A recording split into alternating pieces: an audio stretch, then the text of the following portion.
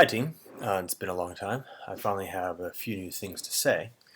Um, at least two. I'll start with this one. And I will leave it to you to decide why it is that this seems like something to say in the context of the other things that I've talked about. So the notion here is something called Scenius.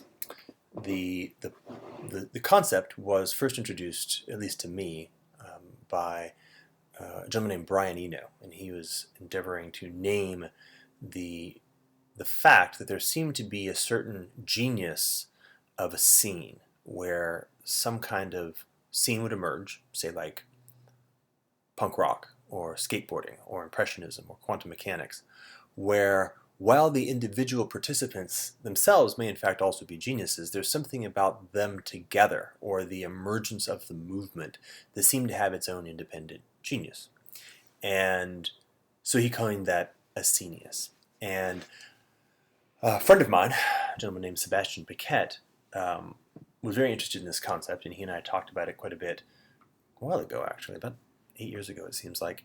And I was recently having a conversation with Ting Kelly, and she recommended that I document the way that Seb and I were thinking about it. So this is it. Basically, this is an expansion. You might call it the like how do scenes roll out? Because it seems that there's something characteristic about scenes. Um, so to begin with, a scene it begins very vague. It begins as a feeling. It does not have any voice. It cannot be said. It cannot be seen. It does not have any symbolic characteristics that are easily shared. Right? It is a sense, almost a yearning of something that wants to be.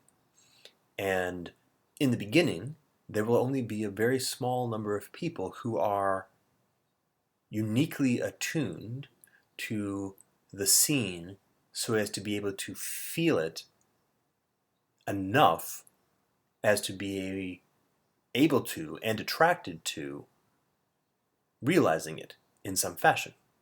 So let's just use, I say, impressionism as an example. So you have your Monet, and there's some feeling in Monet that is orienting him and drawing him towards changing art from representational art to something else. It has no name to it. It's not clear what it is. There's no technique or framework, but there's a sense of what is more right in this direction. And by doing this, by acting on this feeling, he makes it more real. He makes it more concrete. Someone else who may not be able to be as attuned as he is able to see water lilies, and is able to say, there's something there that is now more clear to me. All right. So you have a progressive development. You have a development of the vague and potentially very powerful sense of something that wants to be. And then there's a people who are somehow uniquely attuned to this thing that wants to be, and some of whom then choose to endeavor to realize it, they endeavor to actualize it. And in their actualization, they make it more legible, they make it more perceivable, they make it more real. Now, I would propose that there seem to be three core, call it functions, in this first realization. Now, these are functions, meaning that a given person may play all three functions, or two, or just one. And certain people may play these functions at different points in time. It is even possible in principle that it may in fact take a whole group of people to play a given function. So one function I will call source. Source is the most in alignment with the essence of the scene. So an individual, let's say for example a particular individual happens to play the role of source. This individual is the expressor or the actualizer of the scene, whose expressions and actualizations are most fully of the essence of what the scene actually is. I'll get back to this source in a second. The other two I call the charismatic and the artist. The artist plays the role of making the scene legible to itself. The artist is kind of developing the palette of expressions that are signature characteristics of what the scene really is. Say, for example, the use of color and light in Impressionism is part of the artistry of the palette of what it is to be an Impressionist painting. Let's say in the skateboarding scene, it is perhaps the innovation of the ollie is a expansion of the expressive palette of the scene itself. So the symbolic language or the pattern language in its increasing expressivity is the domain of artistry. The charismatic is the function that converts the scene while still being in alignment with its essence, right? So this is still playing a role very close to source, but converts the scene into expressions that have legibility to the rest of the world, right? So this is kind of what makes the scene cool or desirable or sexy or interesting. This might be, for example, wearing a leather jacket, a studded leather jacket, with a safety pin through your nose, I believe, or your ear. I can't remember what it was in early punk.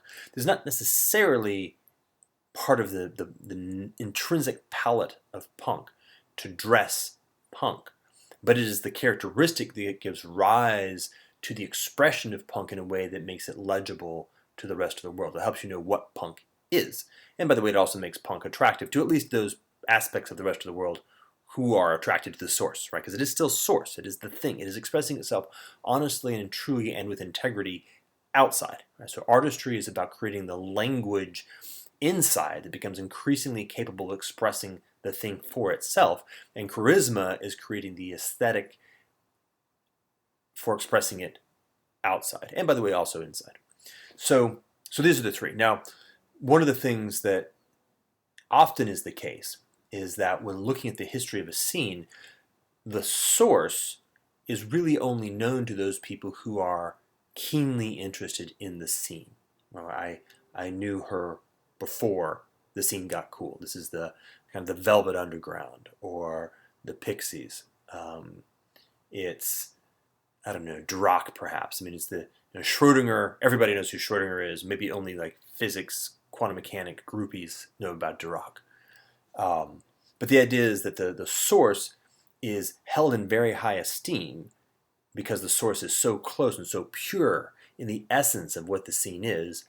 But because they are not necessarily participating in artistry or charisma, they are not as legible in the broader environment. Okay, and so then these three functions, and again, by the way, one person may play all three functions, and the functions may move. You may say that John Lennon may have been playing the role of artist and charismatic, and then sometimes maybe more source, and Paul McCartney may have been playing more of the role of charismatic, for example, and they may have been moving through time and space. But as these functions begin to be embodied and begin to be played out, the scene becomes more real. It becomes more legible from the outside. It becomes more capable of people who are attuned to it to become more capable of sensing how they can act in the context of it. And as a consequence, more people begin to participate, which means that you have more reality associated with the nature of the scene. And now, at a certain critical threshold, new kinds of functions begin to emerge.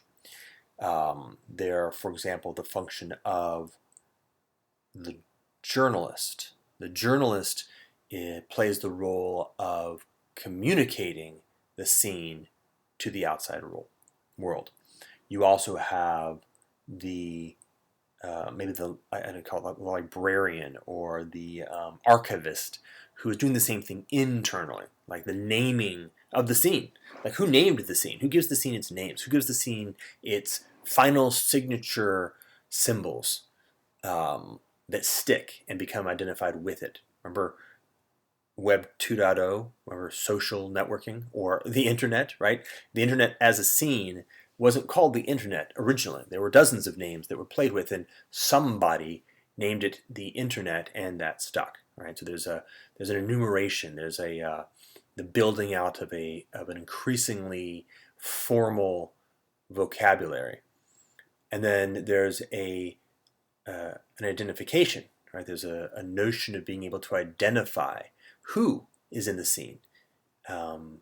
This is the role of Rolling Stone magazine beginning the process of helping the emergent rock and roll scene to get a sense of who is who and what those relationships are and what is happening and where is what. Right? There's a mapping and a making visible who. And there are now enthusiasts, there are fans of the scene. These are people who are participating through charisma, through artistry, through source, but are not necessarily generative of the unfurling of the scene at its furthest horizons. If you can imagine, the scene is kind of like having a plane, and there's a circle that starts out very, very small, and that circle is expanding, and the interiority of that circle is the reasonably actualized scene. So in skating, for example, this is not just the skate punks who begin to adapt the charisma, meaning they begin to dress like skaters, which didn't at a certain point that didn't make any sense, and that at a certain point you started to get a sense of what the aesthetic of skating was, and they begin to then practice the moves, and maybe they don't innovate anything, they're just playing with it, and therefore so they're the fans, the enthusiastic participants, but they're not posers. They're really skate punks. They really are connected to source and endeavoring to participate in the scene for its own purposes. And of course, are giving energy to it. They're buying skateboards. They're buying the clothes and accoutrements that are associated with skateboards, and that energy is then flowing into the scene, which of course then gives rise to the emergence of the next layer out. You've got your more parasitic artifacts. You've got your marketers. You've got your promoters. You have your, in fact, posers. Posers are very important. Posers are people who can simulate the scene. They can participate, usually through charisma, but not necessarily, because artistry requires a different kind of skillfulness. They look and talk and sound like central members of the scene, but they are participating in that energy principally from an orientation towards their ability to move the energy that should otherwise be going to the maintenance of the scene to themselves. Right? They are, in fact, quite significantly parasitic. Well, obviously we see this happening, say, for example, in the blockchain scene. It got overrun by parasites pretty quickly because it didn't have very much of an immune system. Marketers and promoters are less directly parasitic. A marketer begins the process of kind of playing the role of charisma, the role of journalist, even more thoroughly focused on the conversion of the essence of the scene into artifacts that are legible to the outside world for the purposes of exchanging scene for energy, whatever that energy happens to be. And the promoter is kind of doing the same thing in the opposite direction, creating attraction to pull people into the scene, again, for the purposes of exchanging scene for energy, but also bringing people into the scene, which of course begins to dilute the scene because the scene becomes more and more about the affect and less about the source. Now, different scenes have different immune systems. Different scenes have different characteristics of their ability to expand. Punk, for example, has a strong, or had, a strong immune system. It was relatively not able to be marketed, relatively not able to be promoted, but also, therefore, as a partial consequence of that, had a relatively limited potential, limited sphere of capacity. By contrast, the personal computer scene, and remember that was a scene. There was a point in time where there was a bunch of sort of weird folks hanging around in dimly lit rooms with card tables, futzing around with hardware and software on their own, who eventually gave rise to the articulation of the scene itself, and the scene grew, and kind of went through the same basic arc. You've got your Steve Jobs and your Wozniak. You've got the building out of the librarian function and the journalist function. You've got, say, the emergence of Wired magazine that began the process of promoting and extolling and expanding. I'm not moving from PC to internet, but you kind of get the story. The the source, the essence of the scene, in ways that were increasingly legible and increasingly attracted people into the scene. And this particular scene, because of its characteristics, was simultaneously very heavily parasitized, but also had an extremely large sphere of capacity, right? In fact, it just became part of world. It wasn't killed, or it wasn't completely decimated by the amount of parasitism that settled on top of it.